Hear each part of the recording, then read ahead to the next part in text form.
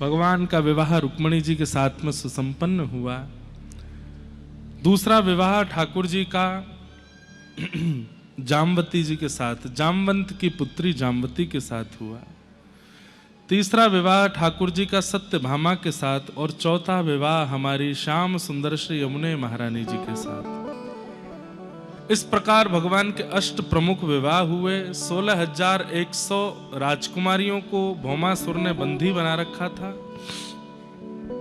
सबको वहां से मुक्त कराकर के भगवान ने उनके साथ भी विवाह किया। कहीं ना कहीं मन चले लोगों के मन में यह बात आ जाती है कि जब ठाकुर जी इतने विवाह कर सकते हैं तो हम एक दो से संबंध ही रख लें तो क्या बुराई है। व्यक्ति इतने स्वार्थी और चतुर होते हैं कि अपने मतलब की बातें सब 2 मिनट में भगवान से जोड़ के कर लेते हैं। भांग आदि खाने वाले, नशा पत्ती करने वाले लोग वो महादेव का आश्रय ले लेते हैं। बोले महादेव भी तो करते हैं, हम कर लें तो कौन सी बड़ी बात है।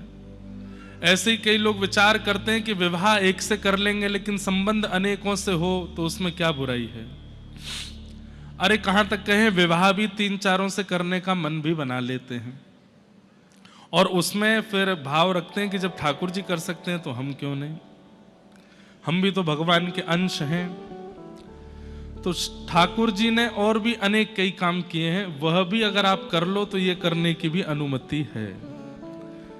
ठाकुर जी ने गिरिराज पर्वत उठाया, आप भी उठा लो। ठाकुर जी छेद ना कहते, पूतना मारी, आप भी मार दो। कॉकरोच देख के तो भाग जाते हैं हम लोग। वो शेष नाग पर सोते हैं, आप एक नाग पे तकिया लगा के सो जाओ। भैया ये हेलीकॉप्टर अब लैंड करा दो, नहीं तो सब इसी पे ही दृष्टि डाले रखेंगे। क्या बता रहा था मैं? हाँ तो कर्तुम अकर्तुम अन्यथा कर्तुम समर्थ ईश्वर, वो ईश्वर हैं, वो परमात्मा हैं, वो चाहें जो कर सकते हैं। और अगर वो मानव लीला कर भी रहे हैं तो उस लीला के पीछे भी उद्देश्य है।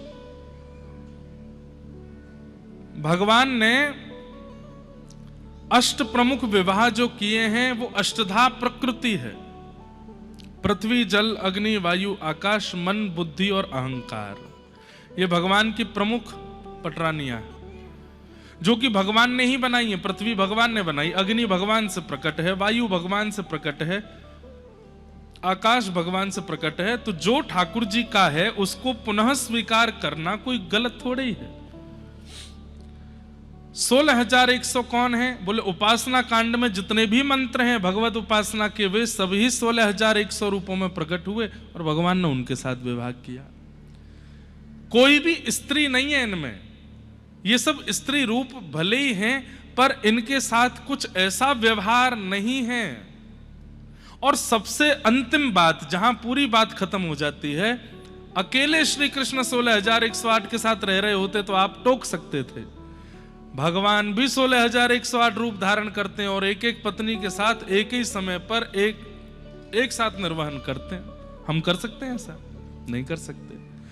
तो फिर अपनी जितनी क्षमता है उतना ही करना चाहिए। एक को ही संभाल लो, उसी के साथ ही जीवन यापन कर लो,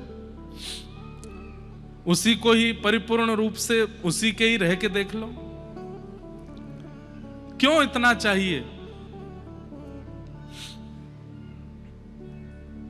और वास्तविकता एक बात बताएं, मानव को आवश्यकता एक ही की होती है। ये तो उस व्यक्ति के चित्त की मनस्थिति इतनी दुर्गंध युक्त हो चुकी है, इतनी विषयी हो चुकी है कि वो अनेक संबंध चाहता है। इसलिए यहां ठाकुर जी से कंपैरिजन मत किया करो। भगवान 16,000 भवन बना करके एक एक पत्नी को दिए और एक ही समय में एक साथ 16,108 पत्नियों के साथ रहते हैं। जैसे ही भवन से बाहर आते हैं तो एक हो जाते हैं, फिर द्वारिका में अकेले घूमते हैं।